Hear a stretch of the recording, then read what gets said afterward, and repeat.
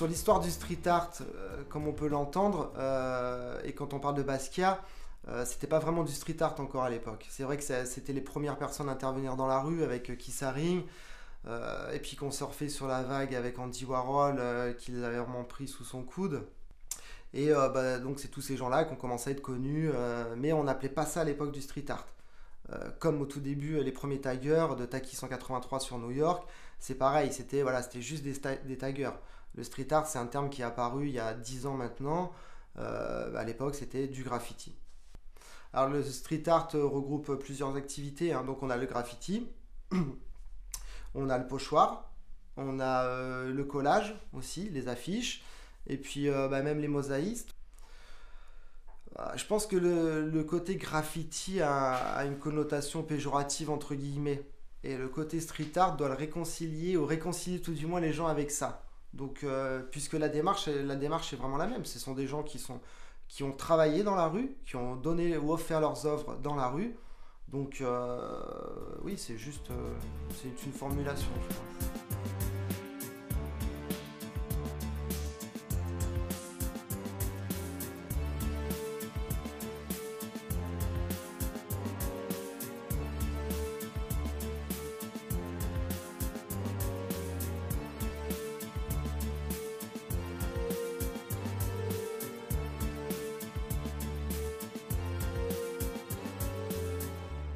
Le street art, ça m'évoque l'art qui peut se pratiquer dans la rue, comme déjà le graffiti, le hip-hop, enfin la danse hip-hop, le rap, le beatbox, tout ce qu'on peut pratiquer en groupe dans la rue, quoi, dehors, quoi, dans un milieu urbain. Le street art, c'est un art à part entière. Du moment qu'on crée, c'est de l'art, quoi.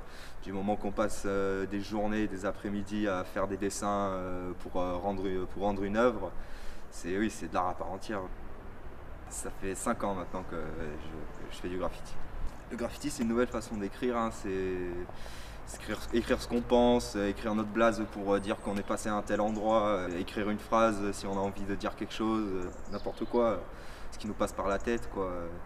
Si on a envie de dire merde, on dit merde. Si on a juste envie d'écrire notre nom pour dire qu'on est passé là, on écrit notre nom. Chacun dit ce qu'il veut, chacun fait comme il a envie. Il y a des crews, mais surtout dans le contexte du graffiti, d'écrire ce qu'on a envie d'écrire. Les gens ils associent ça au vandalisme parce qu'on dégrade, on salit les murs. Il y a des gens, il y a des graffeurs qui font des trucs pas super, mais il y en a quand même sur des murs, ils font des prods assez jolis quand même. Et du moment que c'est pas légal, et ben c'est du vandalisme, que ce soit joli ou non. Alors que si on le fait sur un mur légal, là tout de suite tout le monde aimera. Voilà, les gens ils sont un peu restés dans cette optique-là. J'ai pas vraiment de message à faire passer. Moi ce que je cherche surtout c'est la composition des couleurs, c'est donner un rythme à mes lettres, et un truc qui visuellement rend bien, quoi. J'ai pas vraiment de message à faire passer.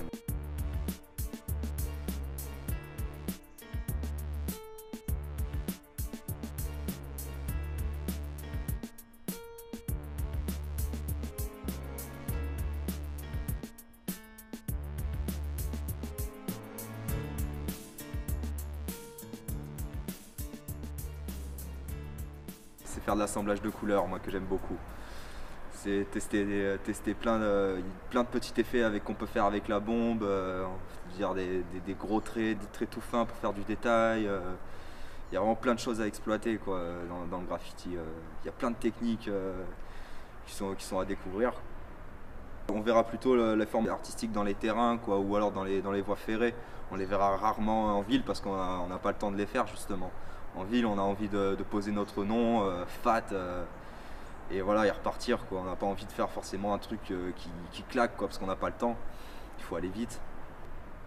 C'est un milieu qu'on pourrait classifier de clandestin, parce qu'on s'entraîne dans notre coin, dans l'ombre. Je veux dire, on fait ça à l'abri des regards. Ouais, c'est assez clandestin quand même. C'est une manière, oui, de s'affirmer, oui, parce que c'est ce qu'on a dans la tête qu'on dessine, quoi. C'est notre style, ça vient de notre personnalité, ça vient de nous, quoi. Même si on s'inspire des autres, ça reste quand même notre personnalité, ouais, qu'on retranscrit dans le graffiti, quoi. Ce qu'on aime, les couleurs qu'on aime, la composition, le rythme, c'est ce qui nous correspond au mieux.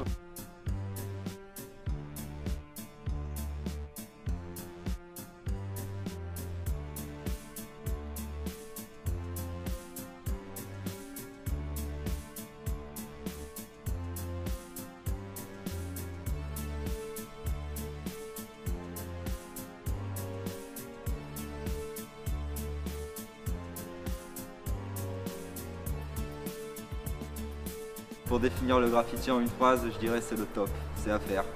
Faut en faire, faut dire ce qu'on a dans la tête, qu'on ait à dire quelque chose ou qu'on n'ait pas à dire. Faut créer.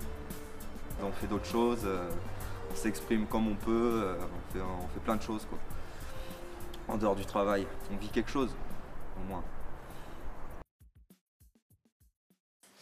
Pour moi, le street art, c'est avant tout une expression qui se veut en dehors de ce que l'art peut proposer.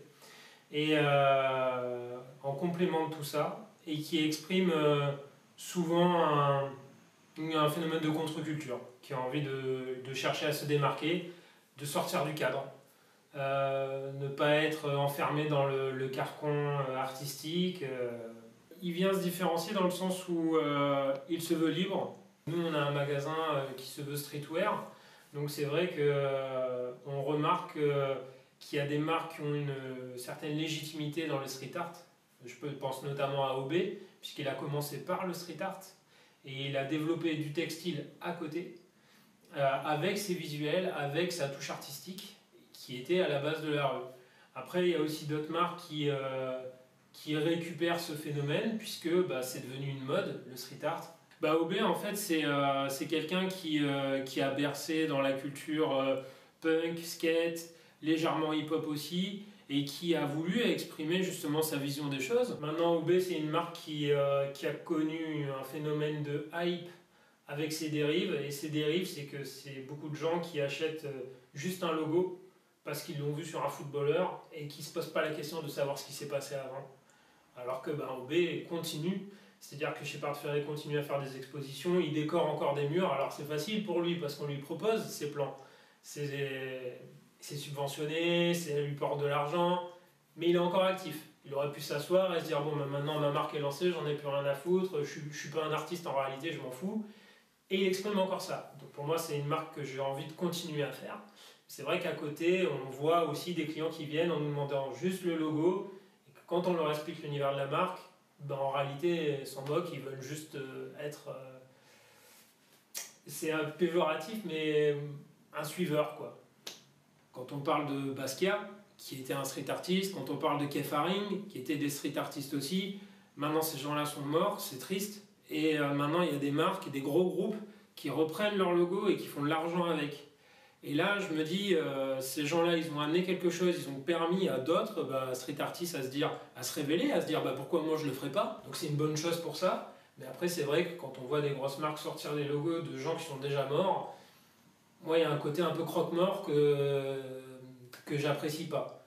Mais en même temps, voilà, c'est qu'il y a aussi une demande pour ça. Ça s'est popularisé, donc il y a forcément des dérives. Mais il y a aussi plein de points positifs. Shepard Fairey, en l'occurrence, celui qui a créé OB, a voulu dire les marques le font, moi je vais le faire aussi. Et donc il a amené sa culture comme ça. Après, ça a grossi, ça s'est développé, c'est un business maintenant. Mais il y a une légitimité à la base dans la marque. La base, c'était pas ne pas se vendre, c'était s'exprimer. Après, il y a un business qui se met en place. Après, il y a d'autres artistes aussi qui étaient vraiment street, qui, parce que le marché de l'art s'est développé, ont voulu mettre une valeur monétaire sur leur art. Les plus costauds resteront en place, à mon avis. Et c'est rentré dans le système. Je pense qu'il va y avoir une alternative qui va arriver. Au début, c'est vrai que quand on parlait de street art, on parlait de graffiti. Maintenant, quand on parle de street art, on parle aussi de pochoirs, on parle aussi d'affiches, de collages. Donc tout ça, déjà, ça se développe. Mais je pense qu'en effet, à un moment, on va passer à autre chose. La base, c'est surtout quelqu'un qui a envie d'exprimer soit son mal-être, soit son bien-être, mais c'est cette liberté d'expression qu'il a envie de mettre dans la rue. Que ce soit beau, que ce soit pas beau, la personne va pouvoir s'approprier la rue à sa vision. Donc passer au-delà des premières étapes du marché de l'art, ou même sans parler de marché, de l'exposition, puisque souvent quand on est artiste, on n'ose pas forcément montrer. Et le jour où on montre, on a aussi une appréhension, je pense, du regard des autres. Et le street art, souvent, c'est quelque chose d'anonyme. Donc du coup, on peut s'exposer sans avoir d'avis extérieur ou alors en ayant un avis extérieur, mais on ne se montre pas. Les personnes qui viennent vous démarcher ont une idée de votre travail. Quand vous allez dans la rue, vous y faites ce que vous voulez, entre guillemets, qu'on ait le droit ou qu'on n'ait pas le droit. Mais je veux dire, aujourd'hui, c'est quand même déjà beaucoup plus accessible. Donc la personne qui peut, dans un premier temps, ne faire que de la rue, va se faire connaître, inévitablement. Après, à elle ou pas, de faire la démarche ou d'être contactée pour faire des expos ou arriver en galerie. Alors si c'est un tel phénomène de mode, je pense qu'il a fallu qu'il y ait des personnes qui avaient pignon sur rue qui s'intéressent à ça. On a eu beaucoup d'architectes, des gens qui avaient des statuts sociaux confortables, des gens des postes à responsabilité, qui ont commencé vraiment à s'intéresser au phénomène, et à découvrir qu'il y avait derrière ça, il y avait du travail. Et il y avait des gens aussi intéressants, des gens intelligents, et je pense qu'effectivement, ils ont décidé de mettre cet art en avant qui avant ça, n'était pas plus reconnu, on va dire. Il y a un architecte dont j'ai oublié le nom sur Paris qui avait fait le choix d'acheter des centaines de tableaux de 50 cm sur 1 mètre. Et là, il avait contacté une centaine de graffeurs, lesquels chacun avait perçu sa toile et avait fait un tableau, avait réalisé son œuvre sur chaque tableau, et après avait fait des expos comme au Grand Palais. Donc c'est vrai que voilà, quand vous commencez à faire des expos graffiti au Grand Palais, vous avez une lisibilité qui est autre que sur un mur de banlieue, d'une voie ferrée, sur un train ou dans un endroit abandonné. Donc forcément, ouverture aux médias. Les médias s'intéressent après, s'emparent de la chose, entre guillemets. Aujourd'hui, sur le marché de l'art, la cote du street art est très variable. Il n'y a pas non plus énormément de street artistes cotés. On a énormément de gens qui montent, par contre, et qui font de belles choses. Je dirais le plus coté en France, en tout cas, c'est John Wan, c'est certain. Bon, ça fait déjà un petit moment qu'il est là. Je dirais qu'il y a encore une dizaine d'artistes cotés. Pour les autres, je pense qu'il faut être prudent encore. La cote de street artist va monter s'il vend énormément de tableaux. Donc à lui d'essayer de trouver la petite touche qui va bien pour donner du bagou, pour être réceptif par rapport au regard des personnes. Après sur les prix, c'est très simple, hein. Sur les ventes de chez Druot, on part à 500 € et on peut finir avec un John Wan à 25 000, hein, c'est certain, hein. Ma vision du street art dans les 10 prochaines années, je pense ça va s'essouffler légèrement. Parce que voilà, comme je vous disais, je pense qu'il y a vraiment le phénomène de mode. Mais par contre, il perdurera. Il perdurera parce qu'on a des artistes qui sont en train d'arriver, d'autres qui sont déjà là et qui font vraiment de belles choses. Donc, et c'est vraiment, c'est vraiment des artistes, c'est vraiment de l'art. Je veux dire, même si c'est des personnes qui sont sorties de la rue, entre guillemets, ils ont vraiment un talent et apportent vraiment des nouveautés. C'est frais, c'est très intéressant.